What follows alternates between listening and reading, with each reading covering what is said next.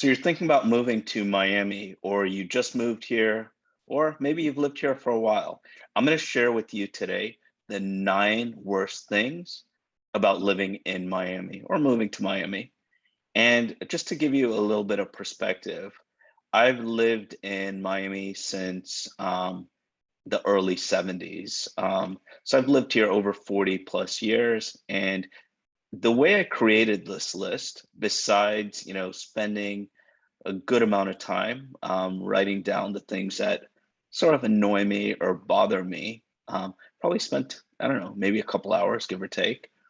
I also wanted to go on my social media and, different platforms. So it was probably over 50,000 people in, the couple platforms that I checked out. And I asked that question. And I wanted to make sure that the gripes, I guess, that I have about living in Miami were valid, and they were all valid. And I'm going to share that with you. I'm going to share my screen with you. And before I get into that, although I'm sharing with you 9 things that if you look at this list, you'd be like, wow, why would anyone want to live in Miami? But with that said, there's no place in the world that I would rather live than Miami, Florida. And it just, when you're here and you live here, it just feels right. There are things that we have to sacrifice. And I think if we look at it, wherever you are and watching this, if you write down a list, not positive things about where you live, but the worst things, and you take a couple hours and you ask, as many friends and people that that same question, I'm sure you'll have a list of things that aren't so great as well. So anyways, let me share my screen with you. So these are the 9 worst things about moving to Miami. And so I also did this article, obviously I sell real estate for a living, and my job is to get people to move to Miami if I could, or get them, probably not want, obviously I sell their homes as well in South Florida, in Miami. You would think that I wouldn't put like an article on the 9 reasons why Miami is, tough to live in. But at the end of the day, my job is to educate you as much as I can, and more than anything, give you the correct expectations. So the last thing I want anyone to do is to move here and not be aware of how Miami is. I think with that said, if you do move here, you'll love living here. But these are the things. So let's get to the list. Number 1, the humidity and rain during the summer. The humidity is ridiculous sometimes. I was at my sister's house over the weekend. It was like at 7 o'clock at night. And we just went to her garage, just went into the garage. Her house is air conditioned. We just went in her garage for like not even 30 seconds. And she's like, wow, it's really hot in here. Her garage is, it's a relatively good sized garage, but we could feel the air from outside at 7 o'clock, the humidity, the heat.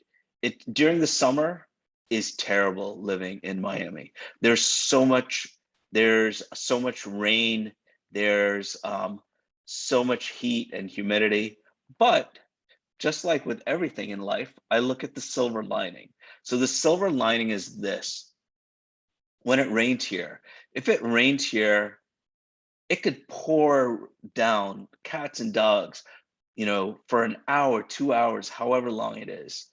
But the odds are that day that it rains, no matter how much it rains, whether it's a lot or a little, they're pretty good odds that you're going to be able to do something later in that day, because it rarely rains the whole day. It's just for short times of the day that it rains a lot. As far as the humidity is pretty bad. But with that said, that's during the summer. I don't know if there's any place in the world that has weather as nice as Miami is between November and the end of March. It's amazing, that weather. There's no humidity. It doesn't snow here. It snowed once in Miami's history, and that was in 1977. It's when I was a kid. Hasn't snowed again. Another thing about Miami is it never gets to like, it's usually in the low 90s. You hardly ever see it like in the mid 90s or higher. It never gets to 100 degrees here. Maybe if we look at record breaking heat, I don't even know if it ever hit 100. So in the rest of the country at this time, when it's so hot, a few months ago or a month or two ago, even maybe now, it still is in a lot of places where it's 110, 100 and whatever, and people say dry heat is okay. Man, I'll tell you this: when I go to Vegas and I'm going out to dinner, it's 105 at night. I hate it. I would rather be in the humidity here than that. Number two. Number two is homeowner and car insurance is most probably way more expensive than you're used to paying. Um, the homeowner's insurance is expensive. One of the things about living close to the water is there are things that can happen. There's hurricanes, we get hurricane warnings. And like I said, I've lived here 40 plus years and I've been through two hurricanes. One was Hurricane Andrew, and that was in 1992. And the other one was like Wilma. I think that was in 2015 or something like that. And that one wasn't too bad. But actually, there was a third one, and that was, I forgot what the name was, but that one we had a power outage for a bit. So there were three in 40 years, but typically in Miami, you get like a lot of hurricane warnings, but they hardly ever come here. I'm not gonna knock on wood because I don't want to jinx myself. And hurricane season is 6 months of the year. It's from June to the beginning of June to the end of November. But because of that,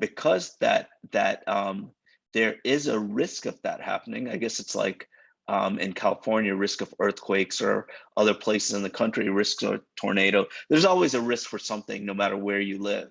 But like, because there's a risk for hurricanes, our homeowners insurance is expensive. According to Car and Driver, our car insurance is the third highest in the country. And there are a few reasons for it. We have a lot of uninsured drivers. We have, some high risk drivers, busy roadways, and and bad weather. It's weird when I say bad weather because people don't think of Miami as having bad weather. But yeah, I guess sometimes when it rains, we get some accidents. Number three, we have poor public transportation. Growing up in Miami in the 70s, 80s, 90s, the public transportation has always been pretty terrible, but it's getting a lot better. Our public transportation is not good, definitely not good. But now we have like these bright line trains. It used to be Virgin trains. I think maybe Richard Branson was connected with it. I don't think he's connected with it anymore. But we're gonna have a train from here to Orlando within a year or two. So that's gonna be amazing. It'll make us, and these trains are like amazing trains. These bright line trains are really, really cool. VIP service, internet, not even that expensive. I've used it multiple times. It's really good. I really am excited about that because it takes us to many places, to West Palm Beach, to Fort Lauderdale, just different areas around. So pretty cool, to the airport. So that public transportation is getting better. So even though it's bad and probably worse than where you're coming from, it's getting better. And they also have this Miami-Dade County Transportation Improvement Program, TIP for short. And they are working on a lot of things. So they have a lot of things in the works, which will make our poor public transportation much better in the future. And I'm gonna link up this article to this video so you could get all the links and everything to what I'm sharing. So number four, what's the fourth worst thing about moving to Miami? It's a never-ending construction. So back to what I said, this tip program. They're improving this public transportation. But in order to improve stuff, you have to make the roads less congested. You have to make things a little bit better. And as long as I can remember, they've always had construction on the roads. But with that said, um, things are getting better. The lanes are wider. Before it was only like maybe 3 or 4 lanes. Now in some areas, it seems like it's 7 or 8 lanes. So we do have this never-ending construction, but I think they'll be done pretty soon. Maybe in I don't know, a few years. But with that said, again, with this never-ending construction, our roads are significantly better than probably 90 to 99% of the roads in the country. We don't have snow, so we don't have these issues with the roads deteriorating. Rain doesn't really hurt the roads. It just cleans them, maybe. I don't know, just guessing. But so we have all these programs to improve the construction. So hopefully that'll help in the future. So number 5, people are always being late. They're always late. And so there's, again, the silver lining to it. So like, first of all, let's think of the reasons why they're probably late.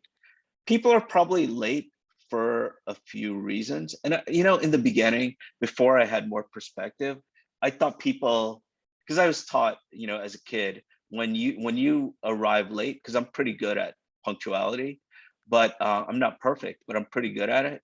One of the things that I was taught is, like, when you're late, it shows that you don't care about other people's time. Your time is more valuable than theirs. And you don't want to come off like that. So I used to assume that was the case. But I quickly realized that, although that is the case sometimes with some people, but that's not usually what the reason is. So I think Miami people that live in Miami basically have too much confidence in their abilities to do things. So let me break that down. What that means is they think they can do 4 things and still arrive on time. They can't. Their abilities are worse than they think. They can only do 2 of those things. They think that they can do 3 things. Nope, they should only done 1 thing. So it's basically having too much confidence in their abilities to get things done, and then arrive on time. And it doesn't work a lot. They're really poor at it. Another thing is, because of that, it's also people don't arriving late is they don't expect or give a buffer for bad traffic.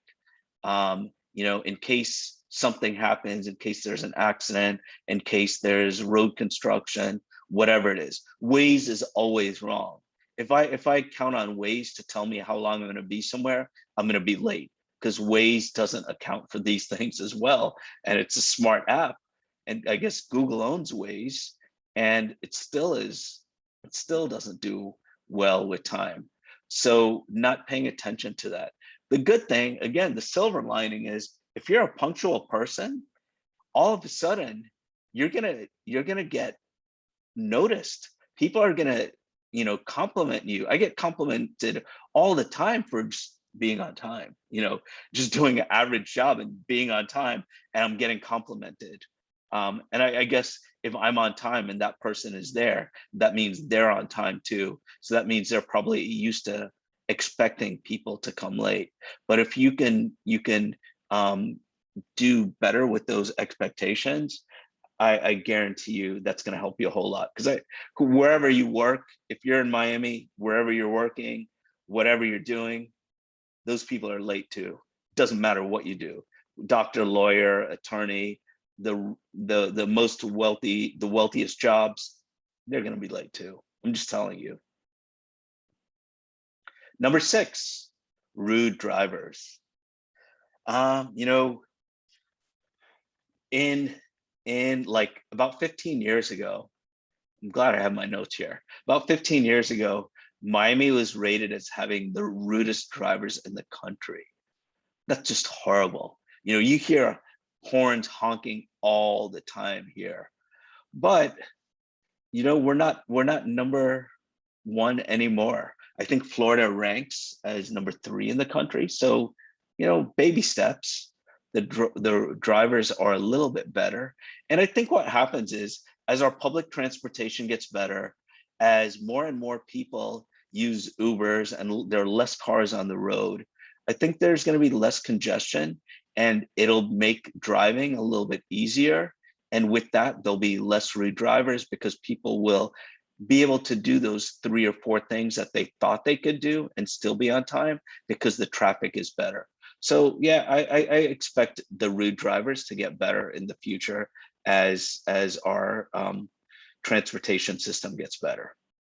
Number 7. Number 7 is many people have just poor work ethic here. They're just not good. If you're wherever you're coming from, if you're just average at your job, you're going to be very good. You're going to be thought of as very good. You do exactly the same job you did where you're coming from, you're going to get props for doing better than you were doing in the other place. You may be doing exactly the same type of, I don't know, you're doing your job exactly the same way there, and you're going to be thought of as doing it better here. If you were good there, you're going to be great here. If you're great there, you're going to be exceptional here. So there's such a silver lining to this because you have such potential to do really well because you have a lot of people are just bad at their jobs here. They're just bad. I don't know what the reason for it is, but you got to work with what you have to work with. So they're bad at it. Number 8. This really gets me a bit. There are very few true sports fans. I'm fortunate to have friends in all over the country, all over the world, and I see how excited people get for like the Red Sox or even the Tampa Bay Buccaneers now that Brady's there, Chicago. You have like Wrigley Field and all this. So many parts of the country where sellout after sellout of all these games at the stadium, at the arena, even like the college games, even the high school games are sold out. I watch Friday Night Lights and I see like these high school games. I know it's a book and I know it's a movie and stuff and it's fictional. Excuse me, it's fictional, but that type of fanaticism, if I think that's a word, those type of fans exist and they don't exist in Miami. Even during LeBron's day, when we had the big 3, when we had Wade, Bosh, and LeBron, these games, even though they were sold out on paper, the arena wasn't always full. People would arrive at like second quarter, third quarter. They just wanted to do their Instagram post that with the stadium or LeBron and back, that they were there at the game. But we don't really have true sports fans in Miami. We do have some, but we have far less than the rest of the country. When I was a kid growing up, the Miami Dolphins were huge. They were such a big sports team, but it has diminished and diminished and diminished. And we can use the excuse that the teams aren't as good, but man, the Heat has won a few championships. The Marlins have won 2 World Series. The Miami Hurricanes have won numerous national championships. We have no excuse for not being good fans because our teams, whether they're good or not now, they've been some of the best teams ever. Number 9, the last one, is mosquitoes and cockroaches. So I'm going to share with you an interesting, I guess, a fun fact about me, an embarrassing fact about me. Growing up, my sister, so like mosquitoes and cockroaches. I'll start with the cockroaches, the less appealing one, even though obviously both aren't appealing. Cockroaches. If you have a home in Miami and it has a septic tank, not all homes have septic tanks. The newer homes or different areas will have sewer instead of septic. But if you have a septic tank, it's just natural that there are going to be some roaches in there and you'll see them every once in a while. Doesn't mean you're going to have like tons of roaches. If you have an exterminator, you won't see them too often. But if you don't have an exterminator or you don't exterminate yourself and you're messy and you have food in your house and you're not clean, and you have like these openings in your house, there's a chance you're going to see a lot of roaches.